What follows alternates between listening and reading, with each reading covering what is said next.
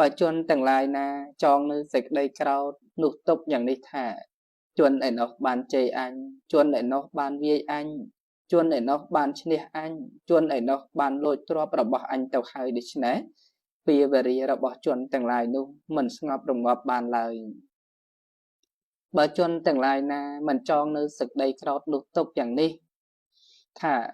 ជន់ឯណោះបានជ័យអញជន់ឯណោះបានវាយអញជន់ឯណោះបានឈ្នះអញជន់ឯណោះបានលួចទ្រព្យរបស់អញទៅហើយដូច្នេះពីវេរីរបស់ជនទាំងឡាយនោះតែងស្ងប់រងាប់ទៅបានគាថាធម្មបទប្រែយមកវគ្គទី1រឿងប្រទេសសទ្ធីព្រះសម្មាសម្ពុទ្ធទ្រង់ប្រពប្រទេសសទ្ធីប្រធេរៈជាបរិជាអរោះរបស់ព្រះបេតុឆារបស់ព្រះអង្គលោកបានមកបួសជាភិក្ខុនៅក្នុងព្រះពុទ្ធសាសនានៅពេលដែលមានវ័យចាស់ជរាហើយលោកមិនដែលធ្វើវត្តប្រតិបត្តិគោរពចំពោះភិក្ខុដែលជាអកុន្តកៈដែលមានវស្សាចាស់ជាងខ្លួនតាមព្រះវិន័យឡើយព្រះសាស្តាព្រះអង្គទ្រង់ត្រាស់បង្គាប់ឲ្យប្រទេសៈសុំខមាទោសចំពោះភិក្ខុអកុន្តកៈទាំងនោះតែប្រទេសៈជជែកមិនព្រមធ្វើតាមព្រះពុទ្ធដីការបស់ព្រះអង្គឡើយគ្រានោះព្រះបរមសាស្តាព្រះអង្គទ្រង់ត្រាស់សម្ដែងនៅអតីតនិទានរបស់ប្រទេសៈមានដូចតទៅនេះនៅក្នុងជាតិដែលប្រទេសៈ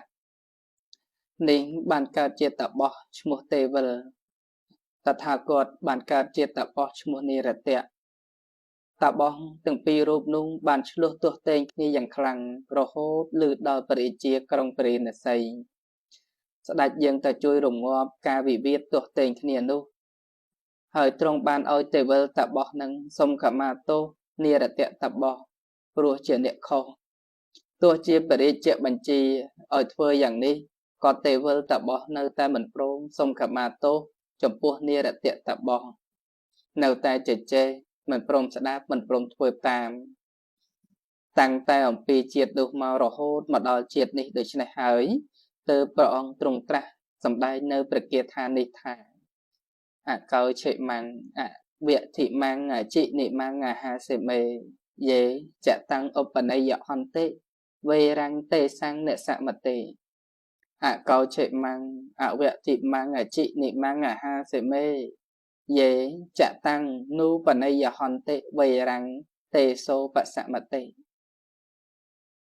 បើជនទាំងឡាយណាចងនៅសេចក្តីក្រោធនោះទុកយ៉ាងនេះថាជនឯណោះបានជ័យអញជនឯណោះបានវាយអញជនឯណោះបានឈ្នះអញជនឯណោះបានលួចទ្រព្យរបស់អញទៅហើយដូច្នេះពីវេរីរបស់ជនទាំងឡាយនោះមិនស្ងប់រងាប់បានឡើយបើជនទាំងឡាយណាមិនចងនៅសេចក្តីក្រោធនោះទុកយ៉ាងនេះថាជនឯណោះបានជ័យអញជនឯណោះបានវាយអញជនឯណោះបានឈ្នះអញជនឯណោះបានលួចទ្រព្យរបស់អញទៅហើយដូច្នេះពីវេរីរបស់ជនទាំងឡាយនោះតែងស្ងប់រងាប់ទៅបាន